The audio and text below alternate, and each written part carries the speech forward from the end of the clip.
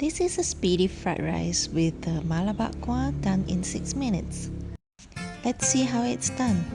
Firstly, you need to prepare the rice. Cooking rice takes about 18 minutes and we're using basmati rice. I recommend to cook the rice and let it cool before you fry it. Get ready with your cooled basmati rice, Mala Bakkwa, long bean, garlic, and some oil or butter and beaten egg. Place in garlic into the mixing bowl. Remove the skin.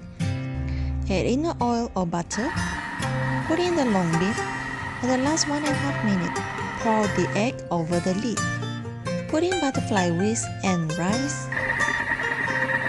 Let Thermomix auto stir for 1.5 minutes and it's all done. The bakkwa gives a mala and barbecue taste to the fried rice. Try it. You're gonna love it.